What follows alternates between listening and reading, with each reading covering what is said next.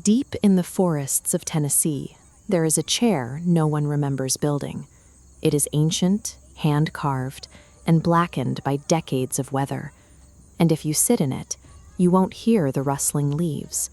You will hear the exact voice of someone you love, calling your name from the darkness. The older residents who live on the edges of this forest have exactly one non-negotiable rule regarding this stretch of woods. You never sit in the devil's chair. 4 teenagers thought they knew better. One October night, Evan, Maddie, Ryan, and Caleb piled into a pickup truck and drove into the mountains specifically to prove the story was a joke. The very moment they stepped out of their truck and crossed past the tree line, the atmosphere shifted. The woods were entirely silent, heavy and completely still. The teenagers' doubt was the final piece the forest needed. It didn't need to chase them. It just needed them to be curious enough to step into the clearing. The origin of this trap dates back to the 1940s, to a local hermit named Elias Vane. After his wife disappeared one winter, she was eventually found sitting in this exact chair, dead. Instead of removing it, Vane kept it. He sat in it every night, and neighbors reported hearing him carrying on full conversations with his deceased wife. The conversations eventually consumed him. Vane stopped returning to his cabin, refusing to leave the spot in the woods. 3 days later, locals found him dead, still sitting in the seat. Following directions from an old local forum, the 4 teenagers eventually found it. There was no cabin, no ruins, and no fire pit nearby. Just a solitary black wooden chair resting in the dirt, its arms covered in deep, aggressive scratches. As they inspected the wood, Evan noticed 4 specific words carved directly into the backrest. Don't let them call you. Ryan, determined to maintain his role as the skeptic, laughed it off. Assuming it was a prop left by locals, he sat down. Instantly, the ambient noise of the forest completely vanished. When Ryan's weight hit the wood, the quiet of the forest turned absolute. The lock had clicked into place. Out of the dead silence, a voice drifted through the trees. Soft, warm, and unmistakable. It was Ryan's mother, who had died of cancer 3 years earlier, gently asking him to come home. Ryan stood up, tears in his eyes, ready to walk into the dark. But when Evan grabbed his arm, the voice instantly turned furious. It demanded to know why Evan interfered. The group realized the voice wasn't coming from the trees. It was projecting directly from the rocking chair. The entity then warped the geography of the woods. Their clear dirt path became a dense, impenetrable wall of trees. They scrambled frantically, but suddenly Caleb screamed. When they turned around, he was gone. Evan shouted Caleb's name, and the forest threw it right back. The woods perfectly mimicked Evan's voice, then Caleb's terrified cries for help, and then layered in the voices of Maddie's dead father and Evan's grandmother. The entity does not chase its prey.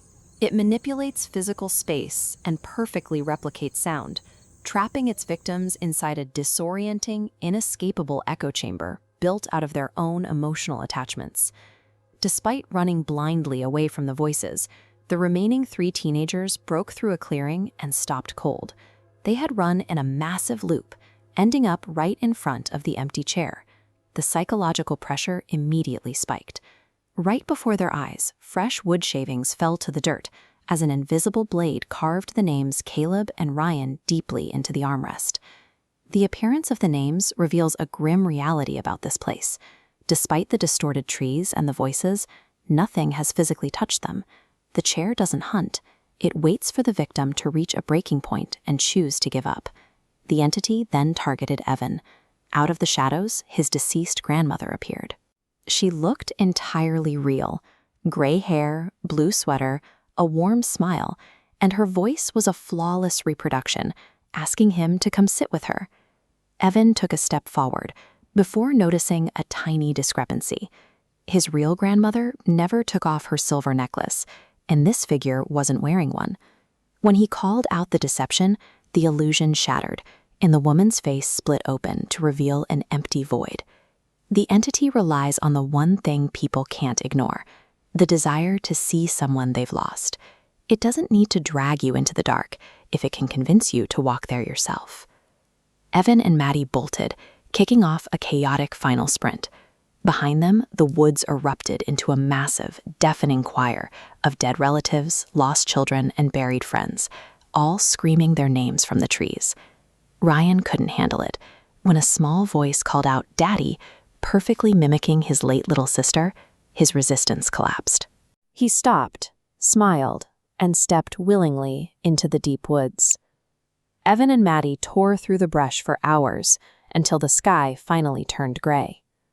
They stumbled out of the tree line and collapsed onto a dirt road in front of an oncoming pickup truck. They successfully crossed the physical boundary of the forest. But once the chair places its hook in your mind, geographical distance offers no protection. A massive 3-day police search of the woods yielded 0 bodies, no backpacks, and no footprints. The only thing they found was the chair, sitting quietly in the dirt. Evan's fate was simply delayed. For 6 months, he refused to sleep indoors, spending his nights staring out his window toward the trees. Then, one morning, he vanished. The only clue he left behind was a jagged piece of black wood on his desk, bearing the carved words, "She's waiting for me."